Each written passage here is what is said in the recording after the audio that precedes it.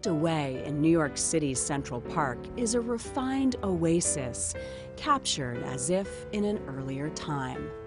A manicured lawn, white clothes and hats, and silence, interrupted only by that wonderful smack of competition the well-mannered have always come to so naturally. So normally we'd have a couple cocktails out here with us, right? Where are the cocktails? Yes. I'm sorry, I'm a bad host. Actually, John Osborne, a national croquet champion and Hall of Famer, is just a good sport. Don't be too short, don't be too long, don't panic. Too short, don't panic. Yep, don't do any of these things. Don't think like that. What should I do? Just put it right there.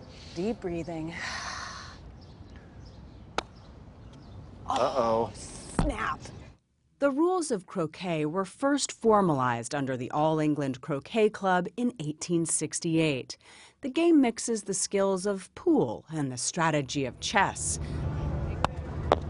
Simply put, hit 4 wooden balls through a series of metal wickets first. And then to win, the point is at the end to hit the stake. To hit that stake.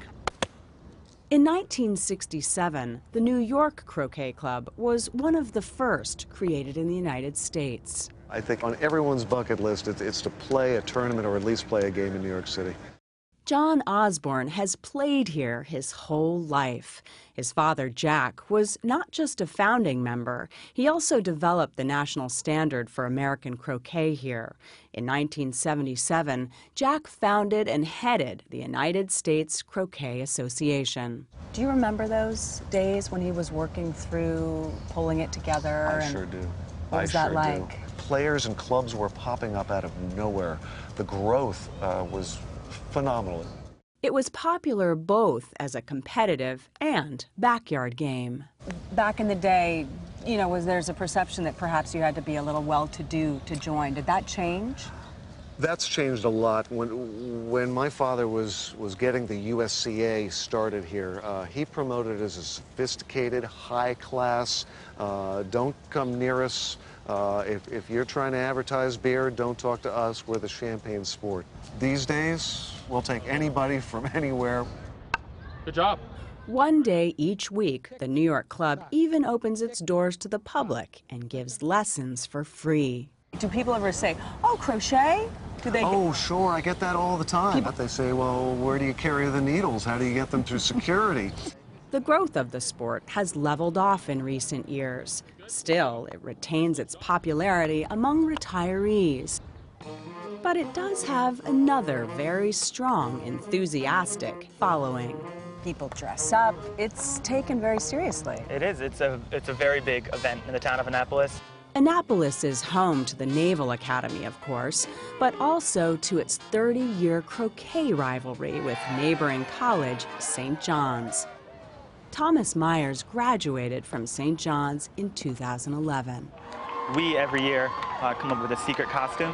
So what did you wear in 2011? In 2011, we wore fake Navy outfits. St. John's has won 25 of the 30 games. Why is that surprising to me? You'd think that the Naval Academy would have some beefy guys that could really play this game. Well, they have more constraints on their time, I guess is the thought. Very generous of you that they don't get enough time to practice. They don't get enough time to practice, that's right.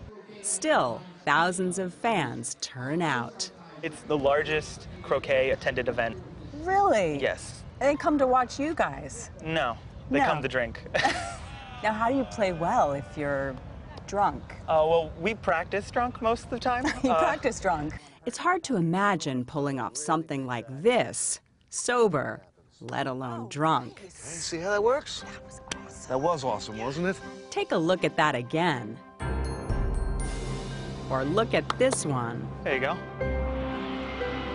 Or even this newcomer's. Yes!